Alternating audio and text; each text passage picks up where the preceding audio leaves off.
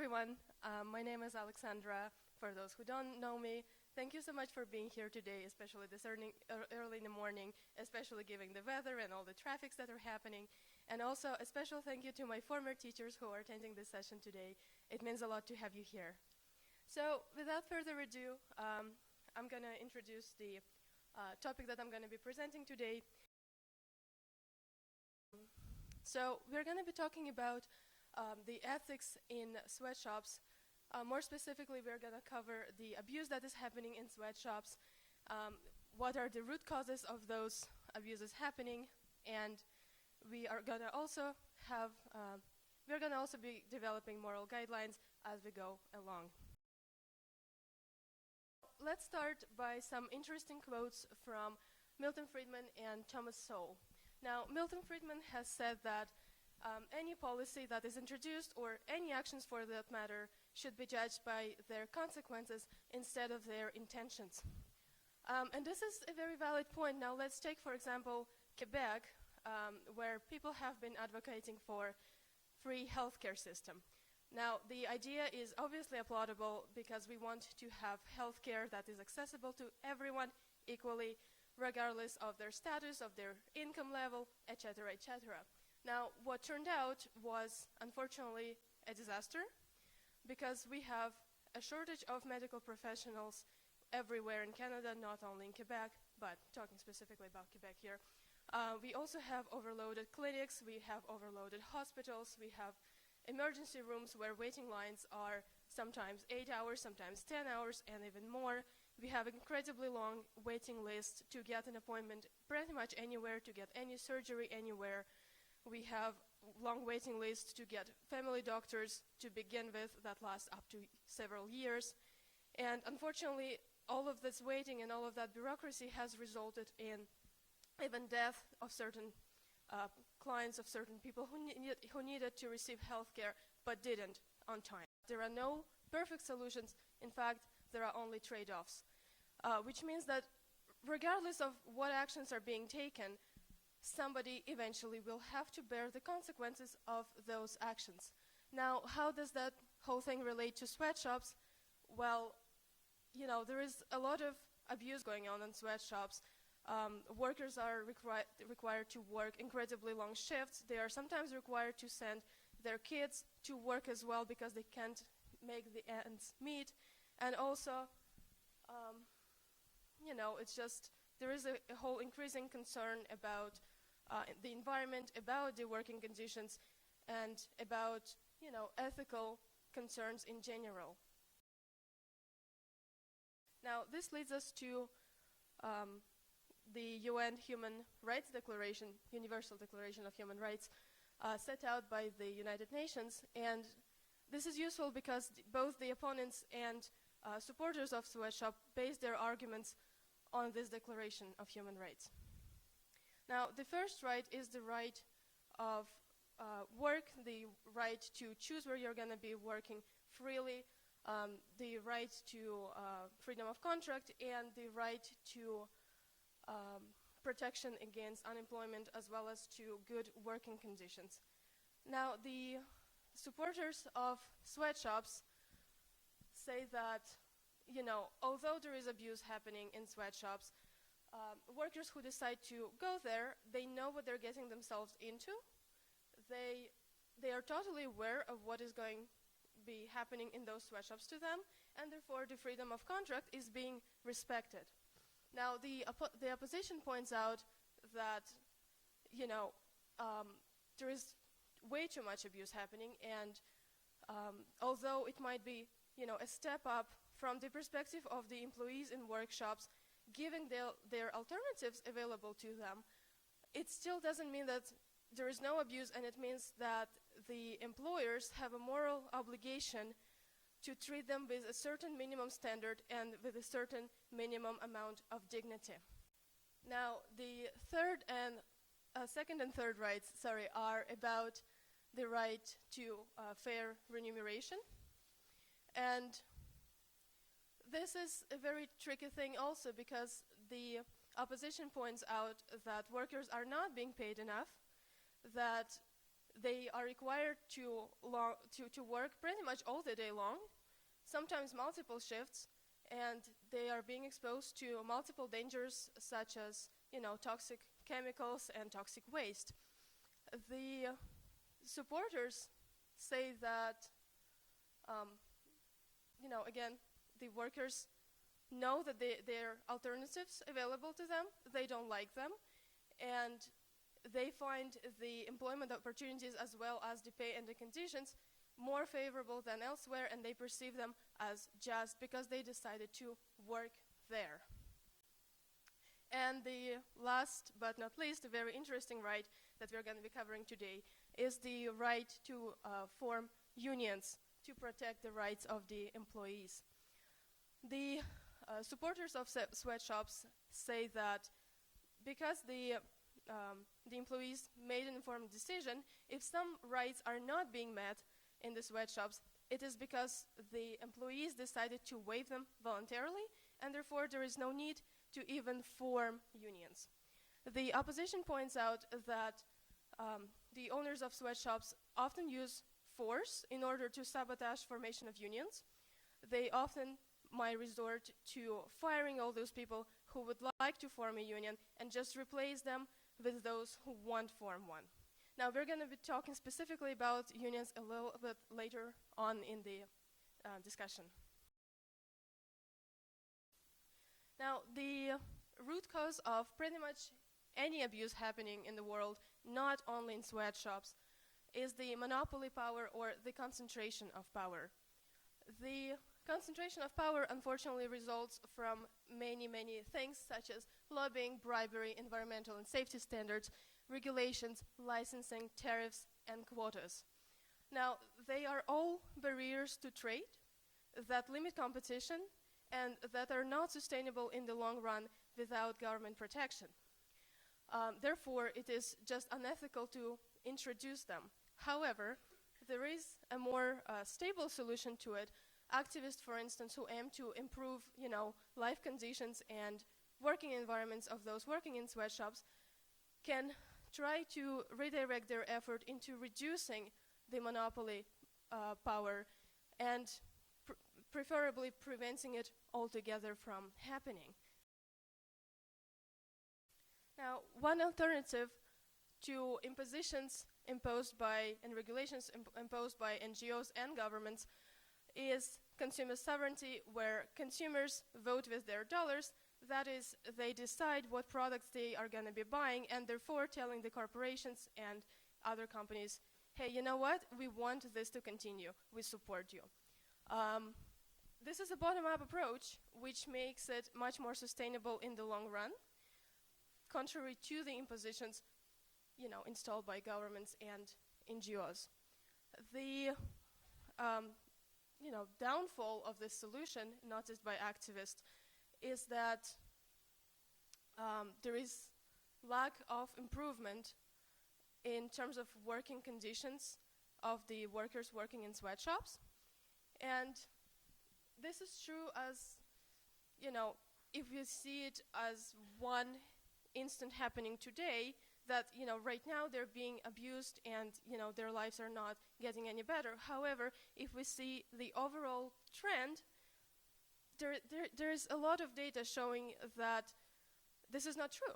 The lives of people in developing countries are also improving, although maybe not at the rate that we want it to be.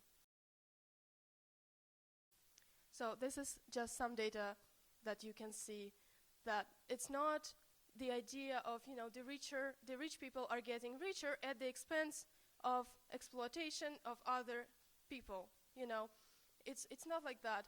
It's actually the people from developing countries are also getting richer. They're also getting healthier. They're also getting better education, although it's a very slow process. Perhaps we would want it to be faster. Now, just going back to the consumer sovereignty, I would say that it's not a very ethical solution either, because let's take an example of a 13-year-old girl working on a factory somewhere in a developing country because she needs to work in order to sustain her siblings, in order to sustain her family, and the consumers suddenly decide to boycott either the products produced, like some products produced by the company, or all the products altogether, because the company is using child labor in order to produce those products. Now, if we boycott those products, obviously she's not going to be getting her payments, because they depend on the revenue coming from those products. And eventually the factory might altogether shut down. Now what happens is that we just cut off her source of employment. She still has her siblings to take care of. She still has her parents probably to take care of. She still needs to work and to make some money. But the problem is now her relatively okay source of income has been cut off by us boycotting the products that are being produced. And now her other available alternative might be prostitution, where she's going to be exposed to far more dangers, such as STDs, sexual assault, and a very, very deep and lasting trauma. And I believe it is much more unethical to endanger her in this way than allowing her to work in that factory. Another thing is labor unions that I just said we're going to be covering a little bit.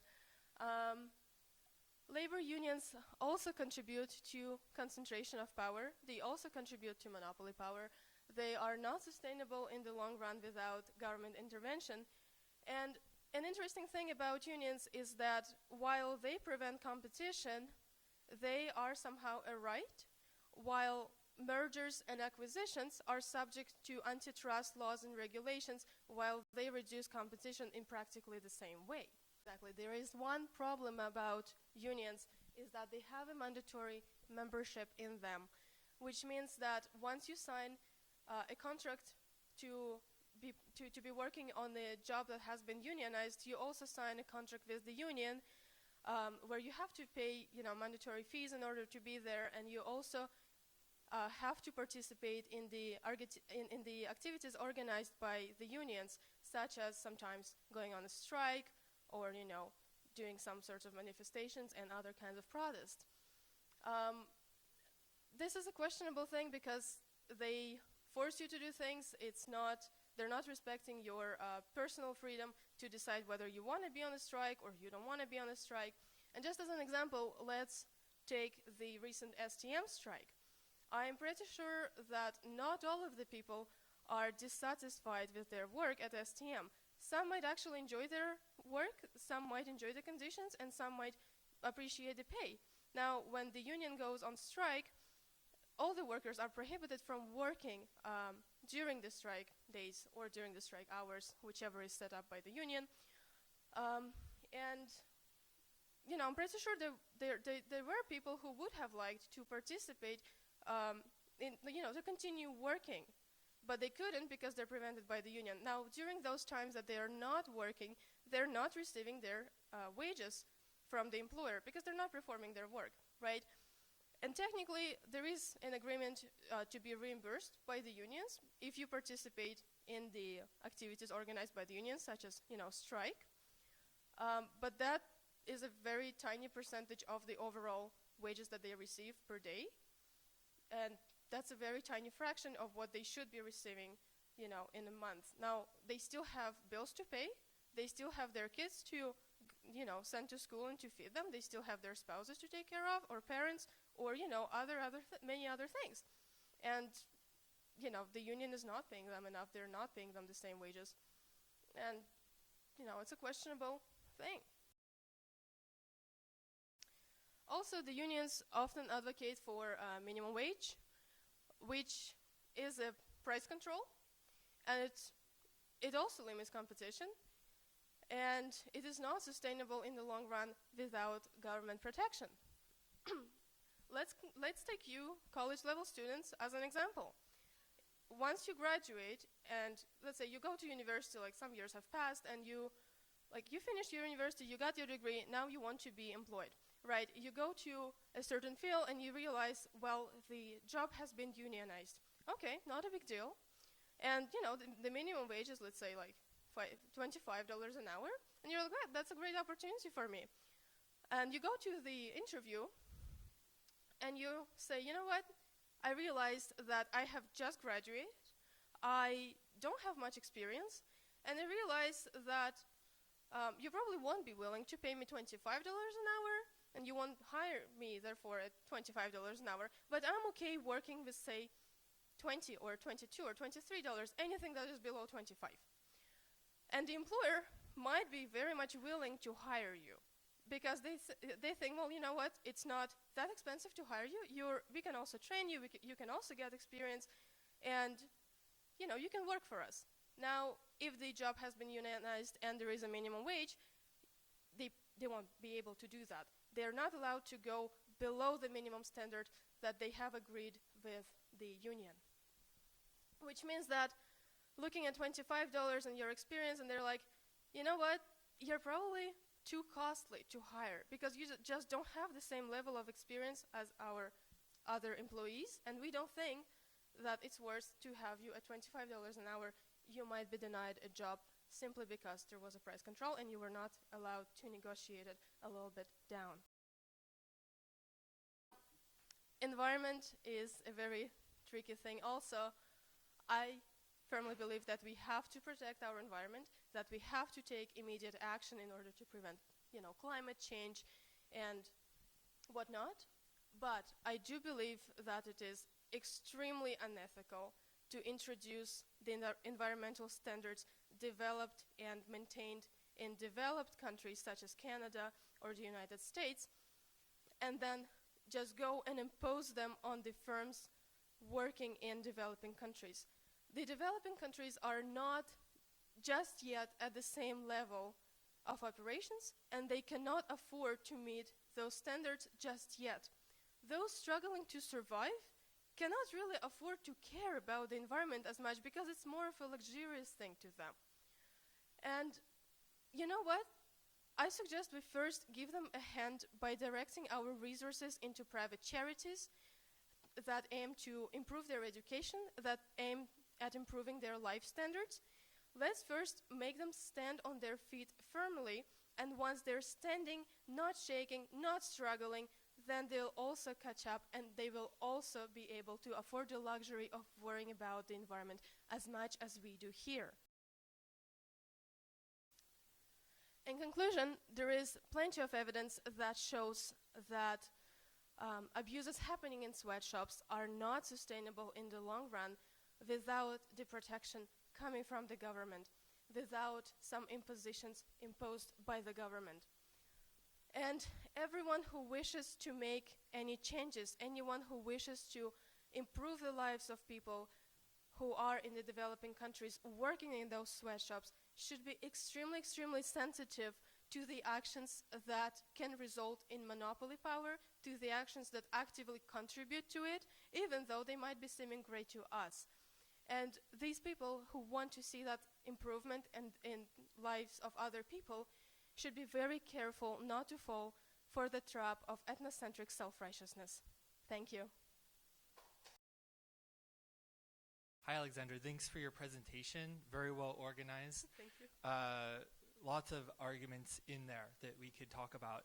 I wanted just to point out two things. First of all, I disagree with your characterization of unions. And the example that you used about the STM, I don't think that's a very good example because 98% of the unionized workers actually voted to go on strike. I just looked that up according to CBC.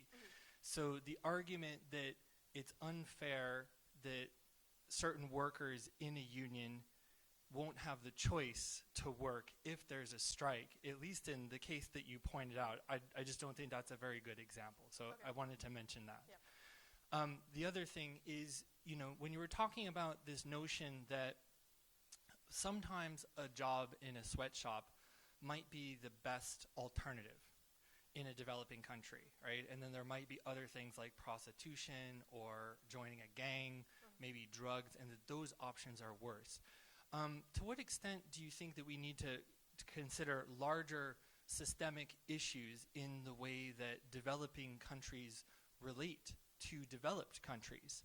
And I'm thinking specifically of a long history of the United States and other countries actually going in and overthrowing governments in Latin America and in other places where there were more worker movements to try to get things more equitably distributed, but then those governments that have been installed have been extremely right-wing, repressive, authoritarian, and that basically have created a situation where, yeah, okay, in that context, maybe opening a sweatshop is the best alternative. But had those countries been actually able to express their democratic inclinations, then maybe things would have been more equitably distributed in such a way.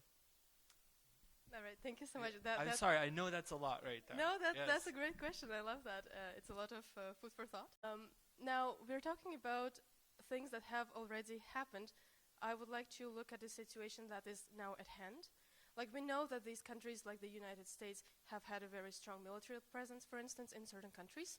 And that's in no way is okay for the United States to do so. I don't think that it's okay for any country to interfere with the politics happening in another country, to impose their ways of doing things in those countries. Either it's right-wing, whether it's left-wing, no country should be interfering with, other countries that make their own separate decisions. At the same time, I do recognize that because of all that long history, there are many problems, such as, people just opening sweatshops because the situation so turned out, right? That it's a good condition for them, to the owners of sweatshops, to start doing their business there. What I think is better, instead of governments trying to interfere, I think it's just much better to try help people out by having private charities, not in terms of money necessarily, because money can also be unfortunately either used as a bribery or something, that money just flows away and it never reaches the people it's supposed to reach. I think it would be much more beneficial to have, let's say, investment in the schools, to have some professors coming and interacting with people, to have some professors who come and give lessons in there. Some people who want to make a change themselves. I'm not sure about how other governments from other countries would be able to prevent that from happening. Like, people are still allowed to go to other countries and interact with others. But I'm not sure I see a very direct solution to this. Again, there is no perfect solutions. There are only, actions that we can take, and those actions are gonna be having consequences, whether they're well-intended or not well-intended, right? Thank you. Answer some of that? If I may also add, the idea of the military intervention, that also is an abuse of power. And if you look historically, the U.S. Presence was primarily during the Cold War as an opposition to the Soviet Union's influence of power. So we have these two concentrated powers kind of, and the developing countries being the children who are being sacrificed in the crossfire. So yeah, that's definitely not an answer, because two wrongs don't make a right. One of the things that was discussed in this study is the importance of free trade.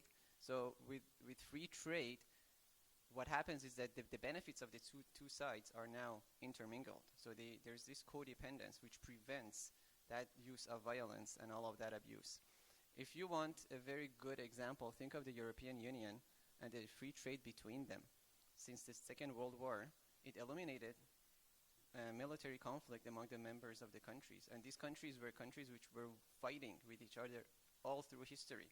Think of France and Germany, think of England and France and Spain, all of them, Italy, Austria. They were always at the throat of each other. But with the free trade agreement that came with the European Union and the prior setup to it, it made their interests intermingled, interconnected, interdependent, and that was very influential in preventing a lot of abuse. So free trade can be really a pathway towards a non-zero sum improvement for both sides. I would also like to address the point that you said about the STM and the unions voting 98%. Now, the workers have voted, right, at 98%, right? The union workers are obviously interested, many of them, in getting, benefits of unionizing and, pushing for, let's say, higher wages. The thing that happens is that they don't think about us, about people who are about to enter workforce with minimum experience. who are going to be prevented from doing so by the virtue of them having higher wages and, higher benefits, but nobody's going to be offering this to us. They prevent competition. They don't want the subcontractors, let's say, to perform the work that they're currently performing, who can probably perform it much better and at a lower cost. Now, obviously, they're not interested. Obviously, they're going to vote 98%. Now, those 2% who probably won it, who voted against it, now I don't think they shouldn't have been prevented from working those during those strike hours. They could have done it, but they didn't because they're prevented by their contract with the union from doing so, and they're not earning the wages that they're supposed to be earning. Speaking to me, Alexandra Law, I teach in Humanities. I'm here this morning with my Worldviews class, and one of the things we talk about in Worldviews is the way that our professional training can influence our worldviews. And I was wondering if just sort of in a big picture sense, if you might be willing to reflect a little bit more, share with us how has the study of economics influenced your understanding of the world a little bit? Well, thank you so much for this question, and I'm very glad to see you. I was your former student also, if you, semesters back, in the same course, actually. Well, in terms that economics influence my worldviews is that I personally believe that there are no reasons to introduce, let's say, trade barriers, that competition should be allowed. Now, I also think that, we, in a broader sense, it's not only economics that influence our decisions, it's not only the field of studies that influence our decision making, it's also the countries where we live in. And let's say when we talk about developed countries such as Canada and, the European Union and whatnot, when they see things happening in the world, they see them from the perspective that they're currently in.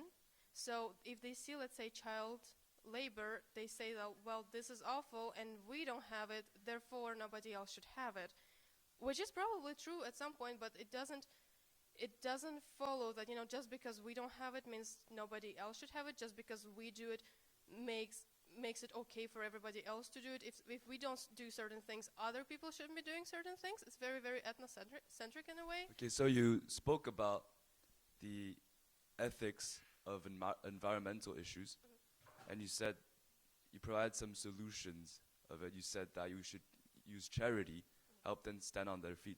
Would you like to elaborate on that? What exactly would you like me to elaborate? Because I heard that using charity for like these developing countries actually is detrimental to their economic progress, because the charity doesn't actually improve their infrastructure, improve how their system works. You're just giving them money, but they become dependent on that money. Do you understand what I mean? Yes, I totally get that. I really like your question, by the way. But I don't believe that giving money is a very good solution either. I don't think like somebody who, let's say, needs food, it's better to give them food instead of giving them money. Now, it's much better to teach someone how to fish in order for them to sustain themselves in the long run, right? Is that what you're referring to? Okay, perfect. So I believe that charities should be more directed at actually educating people instead of just, here's some money, do whatever. Like that's not how it works. I actually believe in activists going there, like medical professionals. I remember there have been some UN workers who were coming to other countries and who they were medical professionals and they were educating other people on how to do things, how to address certain issues. I think that is much more sustainable. Does that answer? Or do you want me to elaborate more? Yes, elaborate? Okay. Would you like to? Well, I want to disagree with you. I think this is a serious issue of where the money, who receives the money. I think the main problem is when there are government charities which go through governments, and that's where you get a lot of corruption. The studies show that actually the best form of charity is direct cash payment, whether it's welfare or international. If you can have direct cash payment to the actual families who are suffering, that is the most effective way, because people have a good sense of what are the priorities that they're facing. The question, and that's exactly where private charities can be more beneficial than government charities, because government charities have a lot of leakage, whereas private charities have more incentive to get it in the hands of the people who really need it. But in-kind transfers are another type that Alexandra talked about. Just a small question. I saw that you talk about the monopoly of power. Is there any solution for it? Well, again, there are no perfect solutions. As Thomas Sowell said, there are actually pretty much no solutions. There are trade-offs, right? So no matter what you're doing, there's going to be consequence for that you either can foresee or can't foresee, right? And, you know, there are more consequences that you cannot really predict. So there are no perfect solutions. And, I mean, there are exactly only trade-offs. You have to compromise somewhere.